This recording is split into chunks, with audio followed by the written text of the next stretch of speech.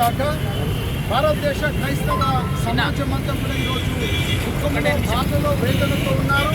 కారణం ఏంటంటే ఒక గొప్ప వ్యక్తిని కోల్పోయాం అనే బాధలో ఉన్నాం. దీనికి కారణం మేము అది యాక్సిడెంట్ అనుకున్నాము, కానీ చూసేసరికి అది హత్యగా కనబడుతుంది.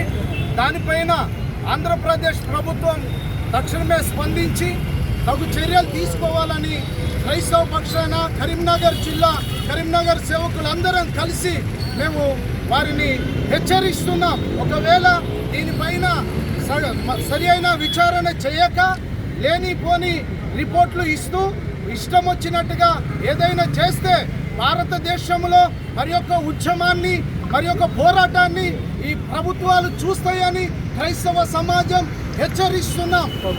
మేము యూట్యూబ్లో చూసినప్పుడు వాళ్ళు పెడుతున్నారు 50,000 పెడితే 50,000 ఇస్తే రిపోర్ట్లన్నీ మారిపోతాయని క్రైస్తవులను ఈ విధంగా బెదిరిస్తున్నారు. ఇప్పుడు పగడాల ప్రవీణ్ రేపు అజయ్ బాబాని హెచ్చరిస్తుండగా కూడా ఈ ప్రభుత్వాలు నోరు మూసుకొని ఉంటున్నాయి. వాళ్ళందరినీ సుమోటాగా అరెస్టు చేయాలని క్రైస్తవ సమాజం డిమాండ్ చేస్తుంది. అదేవిధంగా ప్రవీణ్ అన్న గారి కుటుంబానికి కరీంనగర్ పాస్టర్స్ కరీంనగర్ క్రైస్తవులందరూ కలిసి సానుభూతిని ప్రకటిస్తున్నాం. మరి ముఖ్యంగా ఈ భారతదేశంలో క్రైస్తవుల పైన జరుగుతున్న దాడులను ఏ రాజకీయ నాయకులు ఖండించట్లేదు. మొన్నటికి మొన్న ఒక చిన్న పూజారి గారి పైన వాళ్ళ హిందువులే దాడి చేస్తే మన తెలంగాణ రాష్ట్రం మొత్తం అక్కడ ఉండిపోయింది. కానీ పగడాల ప్రవీణ్ గారు చనిపోతే ఒక్క ఎమ్మెల్యే, ఒక్క మినిస్టర్, ఒక్క రాజకీయ నాయకుడు వచ్చి మాట్లాడిన దాఖలు లేదు. అంటే మా ఓట్లు కావాలి కానీ మాకు ఇబ్బందులు వస్తే ఏ రాజకీయ నాయకులు మాట్లాడారా అని క్రైస్తవులు అందరం కలిసి మిమ్మల్ని అడుగుతున్నాం.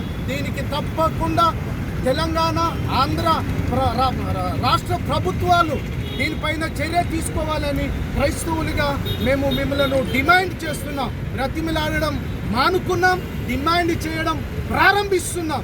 ఇప్పటి నుండి మా క్రైస్తవుల ఐక్యతను చూస్తారు, మా పోరాటాలను చూస్తారు. ఇవి జరగకుండా ఉండాలంటే సరి అయిన న్యాయం చేయాలని మేము ప్రభుత్వాన్ని డిమాండ్ చేస్తున్నాం.